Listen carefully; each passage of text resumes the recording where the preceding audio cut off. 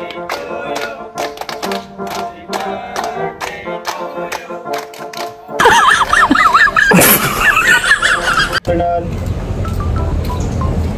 kita.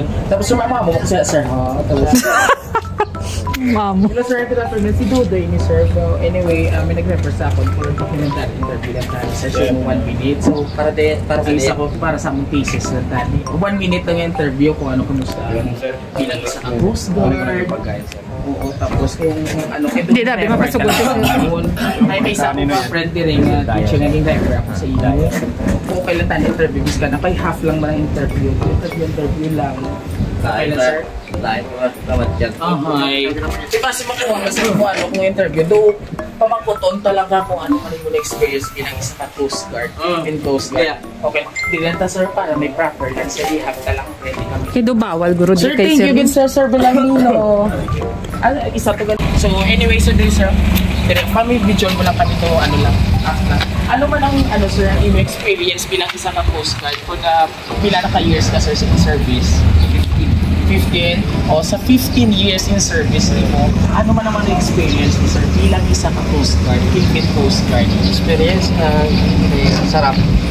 Anong klaseng sarap sir? Gaya ng ice cream na tamis ng sorbetes? Okay na naman. Anong experience mo sir?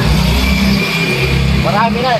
Paano mo experiences? Merong ano, mga masasakit or malulungkot? Wala naman.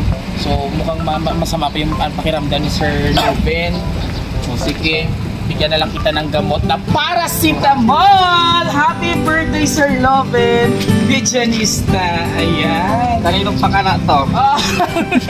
So anyway, thank you so much sir. Kahit medyo masama yung pakiramdam mo, pinaunlakan pa rin kami ng time. So merong nagpapabigay sa iyo ng regalo para sa iyo. Oo, sino kaya siya? Well, makinig po tayo. Have a blessed birthday greetings to you, Mahal. May no word ka na sir, si Mahal. Sino to? Si Mura o si Mahal? So, birthday messages natin yan to express how blessed I am to have you in my life. Always remember that no matter how hard the situation is, always put God in your mind and heart. I wish you good health and long life. Ayan, may God continue to bless you, guide and protect you all the time. I appreciate everything that you do for me.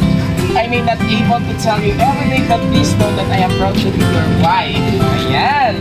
Salamat sa pag-unawa at pagmamahal sa akin. Mag-ingat ka palagi dyan. Sana mapasaya kita sa araw na ito. Cheers to more years of celebrating life with you. I love you, Mahal. Happy, happy birthday from Jenny Lynn. All the way from Palawan. Pero ni sir. Ibig to sir? Okay, so medyo naalap si sir. Pahusay. So, anong feeling man sir? Yung bati ko sa tibong super sweet na wife. What? Hindi kayo na-expect. Nag-ayo na pamatsyag mo? Wala ka na nagamasakit? Wala na ako. Anong message mo sa Hindi ko na-expect na kaya ako na i-surprise niya. Gadula yung ginawa sir ha? Mas mag-collapse ikaw ha? Okay. So, syempre, sa iyo birthday surprise, yung birthday message, ano rin yung masasabi mo po sa kanya? Mahal, salamat sa pag-surprise. Hindi ko na-expect. So, thank you. And I love you. Yes! Alright.